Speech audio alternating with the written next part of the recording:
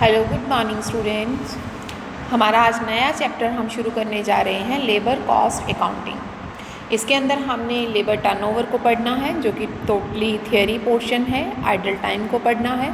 Idle time जो है वो आपका थियरी और न्यूमेरिकल दोनों में ही आ जाता है। And over time same as to be idle time की तरह ही। आइडल टाइम कम टाइम पर वो, और ओवर होता है एक्स्ट्रा काम करना। ठीक है, वो हम जब पढ़ेंगे इसको तभी बात करेंगे। तो लेबर कॉस्ट अकाउंटिंग क्या होती है, क्योंकि हमने जब कॉस्ट अकाउंटिंग पढ़ा था तो उसके अंदर 3 एलिमेंट्स पढ़े थे, एक मटेरियल, एक लेबर और एक ओवरहेड। हम अपना मटेरियल का जो पोर्शन है वो थर्ड और फोर्थ दोनों चैप्टर्स में कवर कर चुके हैं। ओवरऑल कि मटेरियल कॉस्टिंग क्या होती है और मटेरियल को कैसे हम कंट्रोल कर सकते हैं, मटेरियल कॉस्ट को।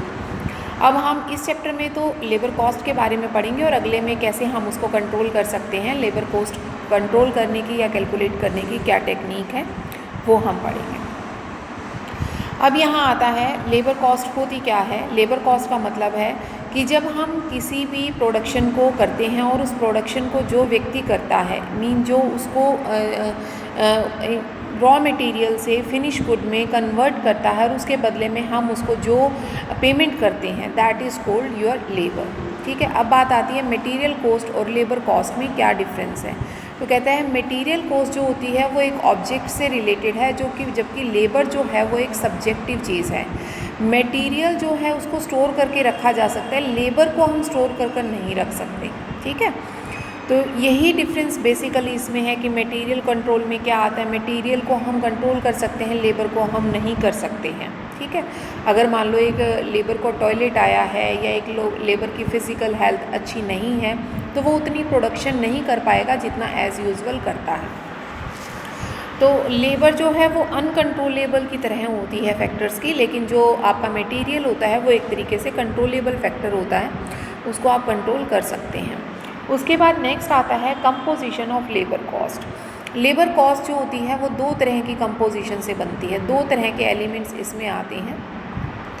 एक आता है आपका मॉनेटरी पेमेंट और एक आता है आपका non monetary payment. Monetary payments क्या होती है, जैसे हम उनको जो सैलरी देते हैं, जो उनको डीए वगैरह देते हैं, मीन जो कैश में हम देते हैं, that is called your monetary payment. चाहे वो आपका डियरनेस अलाउंस डीए है, चाहे वो आपका प्रॉफिट में से कोई बोनस दे रहे हैं, चाहे आप प्रोविडेंट फंड दे रहे हैं एम्प्लॉयज़ को, चाहे आप उसका इंश्योरेंस वगैरह करवाया है उसकी पेमेंट करते हैं, या पेंशन देते हैं, या कोई हॉलीडे पे देते हैं।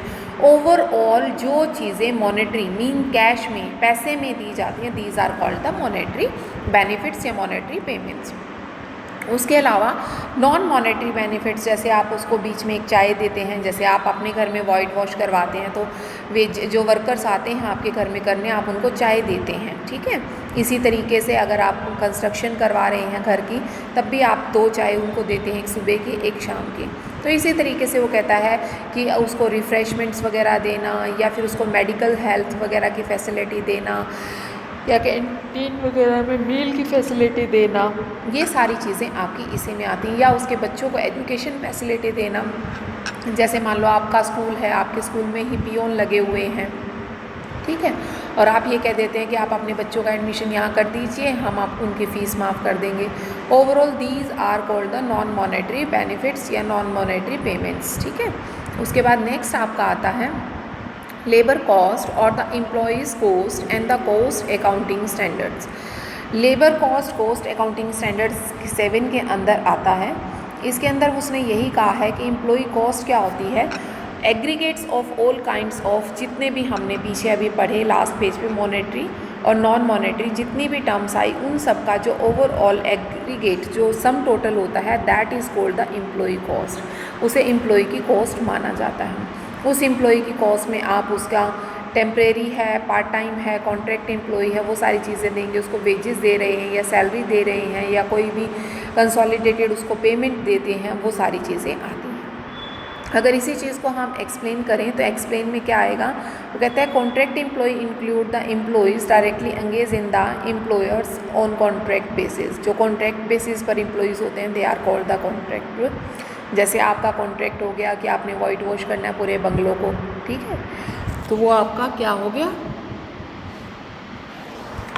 कॉन्ट्रैक्ट हो गया। ठीक है, फिर अगला आता है compensations paid to the employee for the pass periods of accounts of the dispute, कोई डिस्प्यूट्स वगैरह था, कोर्ट केस कर दिया था किसी एम्प्लॉय ने एम्प्लॉयर के ऊपर और उसका हर्जाना उसको देना पड़ा, तो वो कंपनसेशन वगैरह भी इसी के अंदर आता है। अगर कोई employee cost include the payment made in the cash और काइंड, चाहे आप कैश में दे रहे हैं चाहे काइंड में दे रहे हैं, सभी तरह की पेमेंट्स को इसके अंदर इंक्लूड किया जाता है। Short provisions of the prior period made up to the current period shall not for past of the employees. वो कहता है अगर कोई भी प्रोविजंस आपने कोई बनाया है शॉर्ट टाइम पीरियड के लिए तो वो भी उसके ऊपर एप्लीकेबल नहीं होता। उसके बाद नेक्स्ट आपका आता है एम्प्लॉय कॉस्ट। जो एम्प्लॉय को कॉस्ट पड़ती है, जो कॉस्ट सम टोटल जो आता है वो किस किस चीज़ का है, सैलरी है, वेजेस है, अलाउंसेस हैं, बोनस है, कंट्रीब्यूशन टू प्रोविडेंट फंड अगर उसका कुछ भी बनता है, या कोई भी वेलफेयर वगैरह में उसका कोई कंट्रीब्यूशन है, या कोई और बेनिफिट्स उसको मिलते हैं, ठीक है। और फ्यूचर में जब वो रिटायर हो जाता है तो आप इनकम टैक्स में भी पढ़ते हैं, उसको ग्रेचुइटी वगैरह मिलती है, लीव एनकैशमेंट मिलती है, रिटायरमेंट बेनिफिट्स मिलते हैं, ये सारी चीज़ें आप इनकम टैक्स में भी पढ़ोगे, ठीक है। उसके अलावा उसको कौन कौन से और बेनिफिट्स दिए जाते हैं, वो बेनिफिट्स की पूरी लिस्ट इन्होंने बना रखी है कि आपकी पेड हॉलीडे हैं, लीव वगैरह है, ठीक है, पेड हॉलीडेज़ हो गई, लीव विदा हो गई, स्टैच्यूटरी प्रोविजंस हो गया, या आपकी cost of employee stock options हो गई, या मेडिकल बेनिफिट्स हो गई, या चिल्ड्रंस की एजुकेशन हो गई, हॉस्टल फैसिलिटीज़ हो गई, these all are the extra benefits, ठीक है। उसके बाद नेक्स्ट आपका आता है labour cost control procedures. Labour cost control कैसे की जाती है, कॉस्ट को कंट्रोल करने का क्या क्या होता है, वो कहता है आपका फर्स्ट आता है मैनेजीरियल प्रोडक्शन, ठीक है। मैनेजीरियल प्रोडक्शन में क्या क्या है, प्रोडक्ट प्लानिंग होती है, ठीक है, प्रोडक्शन की आप प्लानिंग करेंगे, उसके स्टैंडर्ड्स वगैरह फिक्स करेंगे, अपनी लेबर का बजट बनाएंगे, ठीक है। Study of the efficient wage policy adopt करेंगे, किस पॉलिसी, अब देखो एक एक करके देखो पहला आता है प्रोडक्शन प्लानिंग, क्या बनाना है, ठीक है, व्हाट टू मेक, ठीक है, क्या बनाना है, कब बनाना है, कितना बनाना है, कितनी मात्रा में बनाना है, किस ऑर्डर को पूरा करना है, ठीक है, ये हो गई वो। सेटिंग अप द स्टैंडर्ड बनाना कि चीज़ें कितनी बनानी है, 1 kg की पैकिंग में बनानी है, 2 kg की में बनानी है, ठीक है, या लार्ज साइज़ में बनाना है या स्मॉल में बनाना है, ठीक है, ये सारी चीज़ें। यूज़ द लेबर बजट बनाना कि इसके लिए ये तो रॉ मटेरियल की कॉस्ट तो इतनी हो गई, ये तो बजट हो गया मटेरियल का, लेबर का बजट बनाना कि कितनी लेबर की ज़रूरत है, लेबर कॉस्ट कितनी आ जाएगी, 1 लाख तक आ जाएगी, 2 लाख तक आ जाएगी, ठीक है। उसके बाद नेक्स्ट आता है study of effectiveness of the ways policies. जो वेज पॉलिसीज़ है उसकी इफेक्टिवनेस कैसे करोगे, जैसे आपको वेज पॉलिसीज़ आगे आप स्टडी करोगे कौन कौन सी वेजेस पॉलिसी आती हैं, जैसे रोवन वेज पॉलिसी है कि वेजेस किस बेस पे देनी है। देखो 2 तरह की पॉलिसीज़ होती है, एक तो होता है यूनिट बेस पे, एक होती है टाइम बेस पे। टाइम का मतलब जैसे 1 घंटा एक लेबर काम करती है तो 100 रुपये, 2 घंटे करेगी तो 200, 3 करेगी तो 300, 4 करेगी तो 400, ठीक है। फिर उसके बाद वो कहता है दूसरा क्या आ जाता है, जैसे मान लो मैं यूनिट वाइज एक यूनिट बनाएगी तो 10 रुपये, 2 बनाएगी तो 20 रुपये, 3 बनाएगी तो 30 रुपये, 4 बनाएगी तो 40 रुपये। तो ये हो गया यूनिट बेस पे। इसी के अंदर फिर फर्दर सब डिवाइडेड है कि जैसे टाइम बेस पे है कि 5 घंटे जो है वो स्टैंडर्ड टाइम है, 5 तक काम करता है तो उसे पर आवर्स 100 रुपीज़ दिए जाएंगे, लेकिन अगर 5 से ऊपर करता है तो 150 पर आवर्स हो जाएगा, मिन बढ़ जाएगा, क्योंकि उस टाइम वो थक भी जाता है और वो एक्स्ट्रा काम कर रहा है, ओवर काम कर रहा है। तो ये सारी चीज़ें आपने यहाँ इसको वेज पॉलिसी के अंदर स्टडी करना है। नेक्स्ट आपका आता है लेबर प्रेफरेंस रिपोर्ट्स। जो लेबर की परफॉर्मेंस रिपोर्ट है वो आप तैयार करते हैं कि लेबर ने क्या क्या काम किया। जैसे मान लो आपके पास 10 हमसे जैसे पूछी जाती है परफॉर्मेंस, जैसे आप लोगों के बारे में पूछा जाए, मान लो स्टूडेंट्स की परफॉर्मेंस रिपोर्ट तैयार करिए, ठीक है। स्टूडेंट परफॉर्मेंस रिपोर्ट अगर हमें तैयार करनी है तो हम रोल नंबर 1, 2, 3, 4 उनमें क्या करेंगे, अटेंडेंस बेस लेंगे, फिर असाइनमेंट लेंगे, फिर टेस्ट बेस लेंगे, उन बेसिस पे हम ओवरऑल परफॉर्मेंस देंगे, मेरिट देंगे कि पीछे आपका रिकॉर्ड कैसा था, वो सारी चीज़ें। उसके बाद आती है operational production procedures. Operational procedures में लेबर को कैसे कंट्रोल करना है वो देखिए। वो कहता है पहले proper determination of labour requirement की कितनी ज़रूरत है, 10 की है, 15 की है, 20 की है। फिर scientific selection of the workers को साइंटिफिकली सिलेक्ट करना है आपने कि जो पर्सन जिस काम के लिए है उसी को उस काम के लिए अपॉइंट करना, प्रॉपर प्लेसमेंट करनी उनकी, ठीक है, कि the right person on a right seat, ठीक है, ये आप HRM में भी पढ़ते हैं। Proper record of attendance, attendance का प्रॉपर रिकॉर्ड तैयार करना। Proper compensation of the account of the wages, wages वगैरह का प्रॉपर तरीका अडॉप्ट करना, ठीक है। Proper method of ways payment, wages की पेमेंट का भी प्रॉपर मेथड होना चाहिए आपका। किसी ये सारे मेथड्स और जो ये है ना ये पॉलिसीज़ वो आगे हैं सारी, ठीक है। और उसके बाद है कंट्रोल ऑफ अनप्रोडक्टिव टाइम्स। जो अनप्रोडक्टिव टाइम है, अनप्रोडक्टिव टाइम होता है आइडल टाइम। आइडल टाइम क्या होता है, इसका पूरा 2 मार्क्स में आगे शॉर्ट नोट भी आएगा। आइडल टाइम वो टाइम होता है जिसमें वर्कर काम नहीं करता लेकिन हमें उसकी सैलरी देनी होती है, तो उसको बोलते हैं अनप्रोडक्टिव टाइम। अनप्रोडक्टिव टाइम जो होता है वो कैसे होता है, जैसे मान लो आपका एक वर्कर है वो 9 बजे से और आपके पास 2 बजे तक काम करेगा, मीन उसको 5 घंटे आपके पास काम करना है। अब उस 5 घंटे में वो 9 बजे आता है, वो 10 बजे तक काम करता है, फिर 10 बजे से 10 मिनट तक वो चाय पीता है। फिर उसके बाद वो 11 बजे टॉयलेट के लिए जाता है, बीड़ी पीने चला जाता है, 10 मिनट वहाँ लगा कर आता है। फिर उसके बाद वो 1 बजे के आसपास लंच करता है, 20 मिनट वो लंच करने में लगाता है, ठीक है। फिर उसकी छुट्टी हो जाती है। तो मीन जो ये 40 मिनट हुए आपके, ठीक है, 20 ये और 30 40, जो 40 मिनट्स हुए वो कौन सा काम हुआ, 40 मिनट्स में उसने कोई काम नहीं किया, उसने अपना काम किया। और जबकि हम पेमेंट उसको क्या करेंगे, 9 to 2 मीन 5 आवर्स की पेमेंट करेंगे, ना कि 40 मिनट घटाकर पेमेंट करेंगे। तो ये 40 मिनट जो है वो कौन सा टाइम है, वो अनप्रोडक्टिव टाइम है, ठीक है। प्रॉपर ट्रेनिंग वगैरह देना, ठीक है, उनको वर्कर्स को उनको काम, ताकि वो अच्छी तरह से एफिशिएंटली काम करें, ठीक है, और मतलब इम्प्रूव हो उनके काम में, इम्प्रूवमेंट्स नज़र आए। उसके बाद है control on labour turnover. Turnover क्या होता है, वर्कर्स का बार बार बदल कर जाना। मान लो A B C 3 फैक्ट्री हैं, 5 वर्कर यहाँ काम करते हैं, 5 यहाँ काम करते हैं, 5 यहाँ काम करते हैं।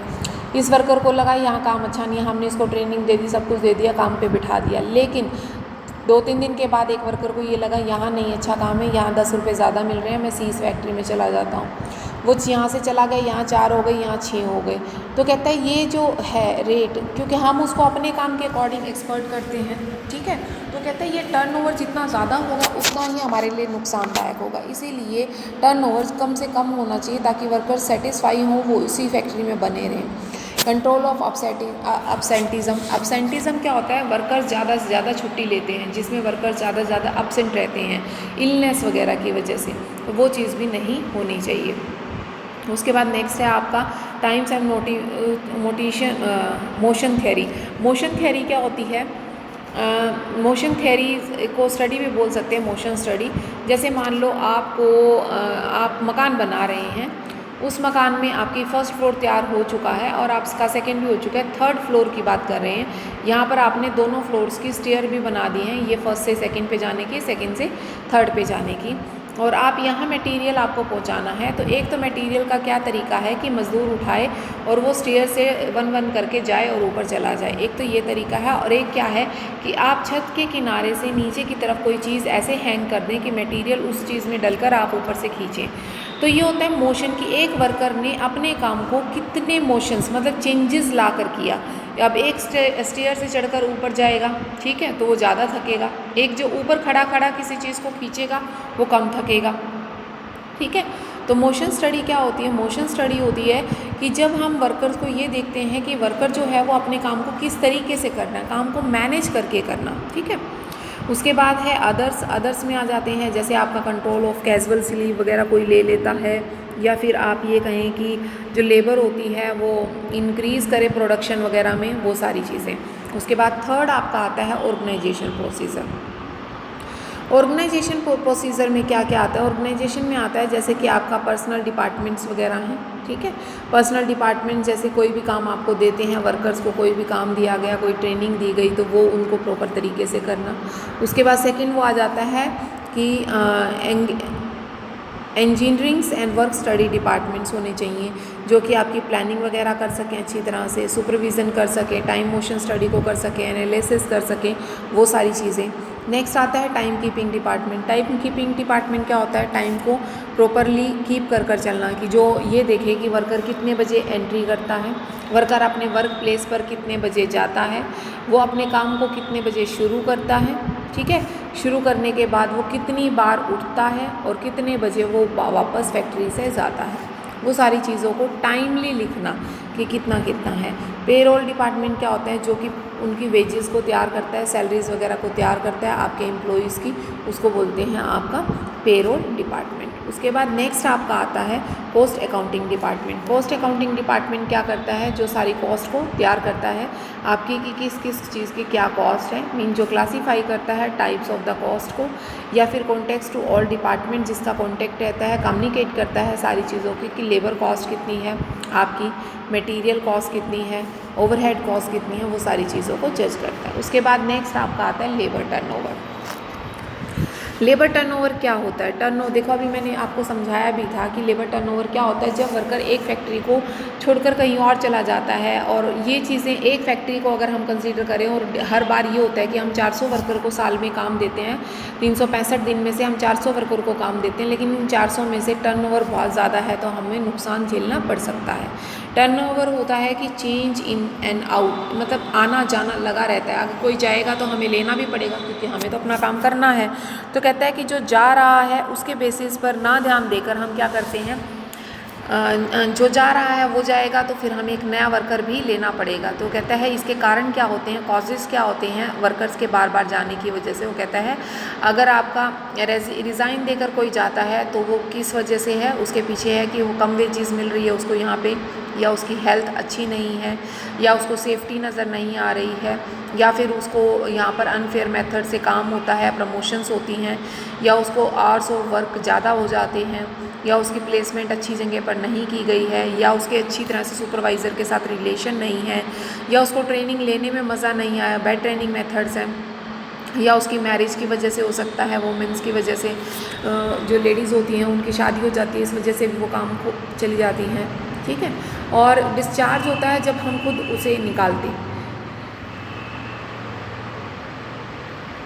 जब हम वर्कर को खुद निकाल देते हैं काम से तो उसको बोला जाता है डिस्चार्ज। अब डिस्चार्ज में क्या आता है, इनकम्पिटेंट है, अपना काम अच्छी तरह से नहीं कर रहा है, इनसुबॉर्डिनेशंस है, या फिर मतलब अच्छा अपना काम नहीं कर रहा है, या डिस्प्यूट है, लड़ाई झगड़े करता रहता है, ठीक है, पंचुअल नहीं है अपने काम की वजह से, उसको एक्सीडेंट्स ज़्यादा करता रहता है, ठीक है, किसी ना किसी बीमारी से सफ़र्ड है वो, ठीक है, इमोरल करैक्टर का है, मीन अच्छे करैक्टर का नहीं है। तो ये काजेज़ आते हैं आपके डिस्चार्ज की वजह से, जिसमें हम अपने वर्कर को खुद निकाल देते हैं। उसके बाद causes not with in control, जो कॉजेज़ नहीं हैं, जैसे कि सीजनल कॉजेज़ हैं या डेथ ऑफ द वर्कर है, इसको हम नहीं रोक सकते। अगर किसी वर्कर की डेथ हो गई तो भाई वो होगा ही नहीं, तो काम कहाँ से करेगा। सीजनल करैक्टरिस्टिक्स हैं कि जब वर्कर्स हैं वो सीजनली होते हैं, मीन कुछ वर्कर्स आपके सर्दियों में ज़्यादा अच्छी तरह से काम करते हैं, कुछ आपके गर्मियों में करते हैं, ठीक है, किसी को सीजनल प्रोडक्शंस वगैरह होती हैं, वो सारी चीज़ें आप इसमें करेंगे। उसके बाद नेक्स्ट आता है effects of the labour turnover on cost. Cost के ऊपर भी आपकी लेबर टर्नओवर का काफ़ी इफ़ेक्ट्स पड़ता है। वो कहता है लेबर टर्नओवर जितना ज़्यादा होगा कॉस्ट पर उतना ही ज़्यादा इफ़ेक्ट पड़ता है। तो वो क्या क्या इफ़ेक्ट्स पड़ते हैं, वो कहता है change in the workers interrupt the production and production go downs. वो कहता है मान लो एक वर्कर चला जाता है तो उसकी जगह दूसरे वर्कर को मशीनरी पर बिठाया जाता है, उसको ट्रेनिंग दी जाती है, उसको सिखाया जाता है वर्क, और स्टार्टिंग में वो कुछ ना कुछ गलती करता है, उतनी एफिशिएंटली काम नहीं करता जितनी एफिशिएंटली उसे करना चाहिए। तो वो सारे क्या हैं आपके चेंजेस हैं जो कि प्रॉब्लम क्रिएट करते हैं। उसके बाद नेक्स्ट आपका आता है न्यू कमर्स जो होते हैं वो टाइम लेते हैं फैक्ट्री में एडजस्ट होने का, ट्रेनिंग लेने का, काम में एफिशिएंसी दिखाने का। फिर उसके बाद वो कहते हैं tools and machinery can not be handle, mean जो आपकी मशीनरीज वगैरह हैं, जो वर्कर पहले उस पर काम करता था वो उसको अच्छी तरह से हैंडल कर लेता था, लेकिन अब नया वर्कर आया है उसके अंदर कमियां, वो इतनी अच्छी तरह से हैंडल नहीं कर पा रहा, तो वो भी आपकी क्या मानी जाएंगी, कमियां मानी जाएंगी। उसके बाद नेक्स्ट आ जाता है what is due to the machine to all true on the machine handling and uses of new workers. वो कहता है जो काम एक वर्कर अपने इक्विपमेंट से कर सकता है वो दूसरे के से नहीं कर सकता। रेट ऑफ एक्सीडेंट्स भी इससे बढ़ जाते हैं। उसके अलावा वो कहता है कॉस्ट जो हम सिलेक्शन करते हैं उसमें न्यूज़पेपर में निकालते हैं या फिर मीडिया पे देते हैं तो उसकी वजह से भी हमारी कॉस्ट काफ़ी बढ़ जाती है। तो बेटा ये था आपका लेबर टर्नओवर। उसके बाद इसको मेज़र करने का जो फार्मूला होता है लेबर टर्नओवर को, उसको आपने क्या करना है, 3 करने हैं। एक आपने करना है सेपरेट मेथड, एक करना है रिप्लेसमेंट मेथड और एक करना है फ्लक्स मेथड। 3 मेथड हैं, तीनों के न्यूमेरिकल दिए हुए हैं। 2 मार्क्स में पूछा जाता है, ज़्यादा में नहीं पूछा जाता, ज़्यादा पंगे लेने की ज़रूरत नहीं है, बस इसको 2 मार्क्स के पॉइंट ऑफ व्यू से आपने करना है। सबसे पहले हम करेंगे सेपरेट मेथड। सेपरेट जितने सेपरेट हो गए during the employees left during the year, ठीक है। और एवरेज नंबर्स ऑफ एम्प्लॉई, अब एवरेज नंबर ऑफ एम्प्लॉई कैसे निकालना है, number of the employees beginning और एंड में डिवाइड बाय 2, इस तरह से करके आपने क्या निकालना है, एवरेज नंबर निकालने हैं जितने आपके ड्यूरिंग द ईयर हैं, और उसमें से कितने आपके सेपरेट हो गए वो मल्टीप्लाई बाय 100।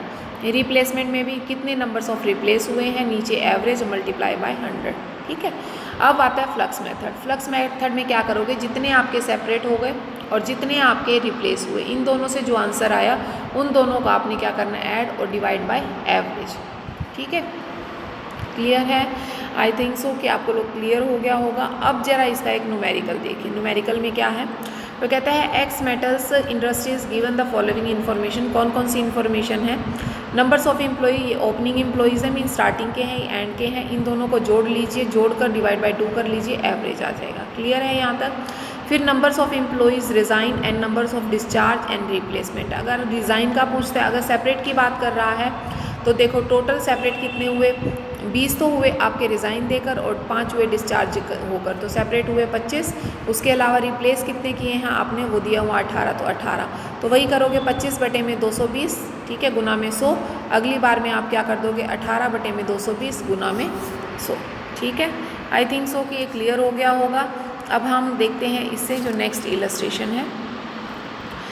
नेक्स्ट इलस्ट्रेशन में वो कहता है there was a 400 worker in a factory and beginning in the year, शुरू में 4000 थे। वो कहता है service during the year is 200 worker, वो 200 ने काम किया है, ठीक है। उसके अलावा वो कहता है लीव फ्रॉम ओवर 100, 100 जो है वो छोड़कर चले गए, लेबर टर्नओवर निकालना है और लेबर फ्लेक्स मेथड निकालना है। देखो स्टार्टिंग में 4000 वर्कर थे, एंड में कितने हुए आपके 400 थे, 4000 थे, 200 जो थे वो क्या हुए आए और 100 चले गए, तो कितने रह गए 4100। इसके बेसिस पर आपने एवरेज निकाल लिया। अब नंबर्स ऑफ वर्कर रिप्लेस कितने हुए हैं आपके 100 हुए हैं, तो 100 बटे में जितना भी आपका ये एवरेज आता है इंटू 100 कर दो, वो आपका टर्नओवर हो गया। अगर आप नंबर्स ऑफ सेपरेट की बात करते फ्लैक्स मेथड करते हैं तो फ्लैक्स में भी 100 आपके सेपरेट हुए, 100 आपके रिप्लेस हुए और एवरेज आपको दे रखा, उसके बेसिस पे निकाल लीजिए।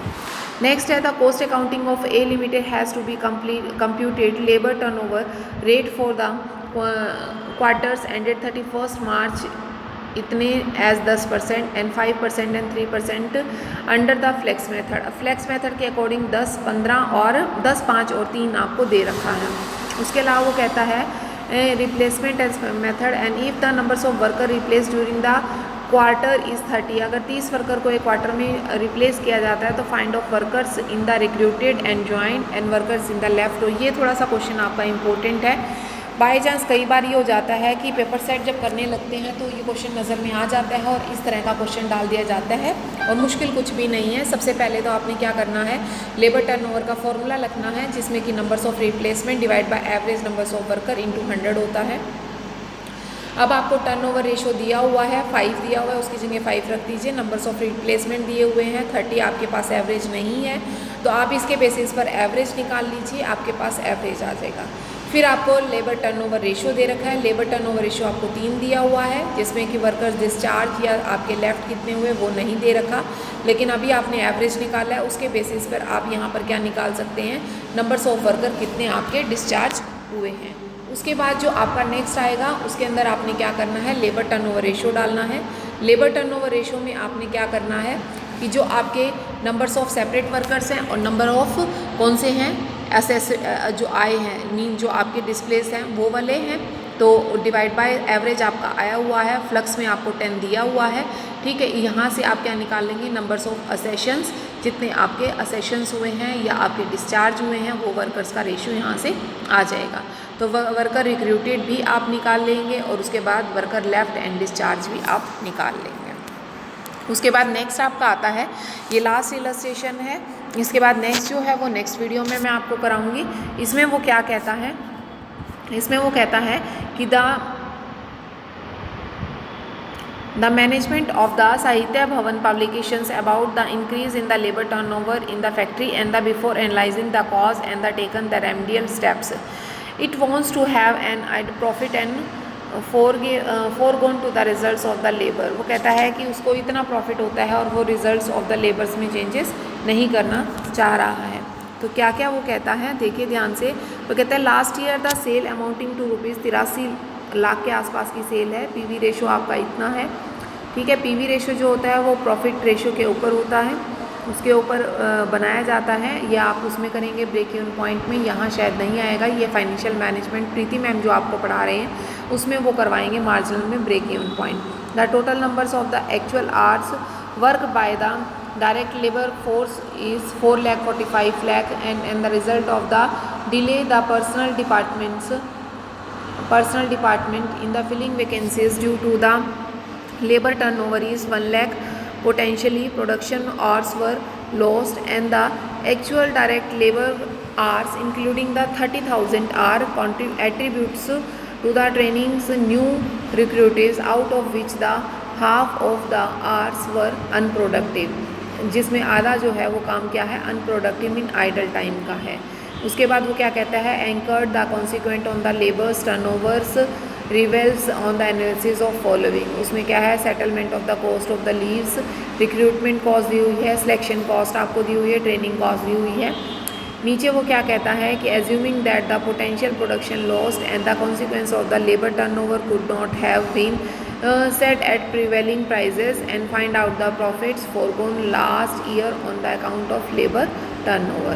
अब देखिए कंट्रीब्यूशन फॉर गए, सबसे पहले तो आपने जितने भी आपके किस वजह से गए हैं वो देख लीजिए। सबसे पहले तो कंट्रीब्यूशन आपका कितना आता है वो निकाल लीजिए। कंट्रीब्यूशन आपका आएगा भाई, ये ऊपर दिया भी होगा क्वेश्चन में मेरे ख्याल से 3,86,000 दिया हुआ है कंट्रीब्यूशन, नहीं दिया हुआ क्या? देखो भाई ध्यान से देखना इसको, क्या क्या कहा हुआ है इसमें। एक्चुअल वर्कर जो एक्चुअल आर वर्क कितने हैं, 4,45,000 आपको दे रखे हैं क्वेश्चन में। उसमें से अनप्रोडक्टिव कितने हैं आपके 15,000, वो माइनस कर दीजिए तो प्रोडक्टिव कितने आ गए 4,30,000। अब 4,30,000 प्रोडक्टिव आ गए और उसमें आपने टोटल सेल कितनी की है 83। तो 1 घंटे की अगर सेल पर प्रोडक्शन आवर्स अगर आपको निकालनी है तो कितनी आ जाएगी आपकी टोटल सेल जो है उसको डिवाइड आप किससे करेंगे, टोटल सेल को डिवाइड करेंगे आप जितने प्रोडक्शन आर हैं आपके। तो प्रोडक्शन देखो 83,03,300 रुपये जो है वो क्या है टोटल सेल है, और 4,30,000 क्या है आपकी प्रोडक्शन आवर्स हैं। तो आपकी टोटल कितनी आ गई 19.31 क्या आ गई 1 घंटे में प्रोडक्शन इन 1 आवर। क्लियर है। उसके बाद वो कहता है sale forgone due to the potential production are lost. अब कितने लॉस्ट हुए हैं, वो कहता है 1 लाख हुए थे और 1 घंटे में कितने बनती है 19.31। तो इसका मतलब 19,31,000 जो है वो क्या हो गए पोटेंशियल्स जो हैं प्रोडक्शन आर जो हैं वो लॉस्ट हो गई, मतलब इतनी और प्रोडक्शन हो सकती थी जो नहीं हो पाई है। अब आपने निकालना है कंट्रीब्यूशन। कंट्रीब्यूशन का फॉर्मूला यहाँ दिया हुआ है बेटा, और ये फॉर्मूला आपको फाइनेंशियल मैनेजमेंट में भी मैम करवाएगी। जो सेल्स होता है मल्टीप्लाई बाय पीवी रेशो वो होता है कंट्रीब्यूशन। अब पीवी रेशो आपको दे रखा है उसके बेसिस पे निकाल लीजिए 3,86,200 आपका आ गया कंट्रीब्यूशन। अब क्वेश्चन पर चलिए। अब क्वेश्चन में वो क्या कहता है कंट्रीब्यूशन आपका कितना है 3,86,000। सेटलमेंट कॉस्ट कितनी है वो दी हुई है आपको, ठीक है। उसके अलावा रिक्रूटमेंट कॉस्ट भी अब दे रखी है, सिलेक्शन कॉस्ट भी, वो सारी चीज़ें माइनस कर दीजिए, ठीक है। तो वो आपके पास क्या आ जाएगी टोटल। हमने जो यहाँ पर बेसिकली हमारे पास कंट्रीब्यूशन जो था वो नहीं निकला था, कंट्रीब्यूशन हमें यहाँ चाहिए था क्योंकि सेल्स माइनस पीवी रेशो क्या होता है, सेल्स मल्टीप्लाई पीवी रेशो क्या होता है कंट्रीब्यूशन होता है, उसको निकालने के लिए हमने बेसिकली ये चीज़ अडॉप्ट की। आई थिंक सो कि आपको आज यहाँ तक का टॉपिक क्लियर हो गया होगा। कल हम फर्दर आगे कंटिन्यू करेंगे। ओके बेटा, गुड बाय।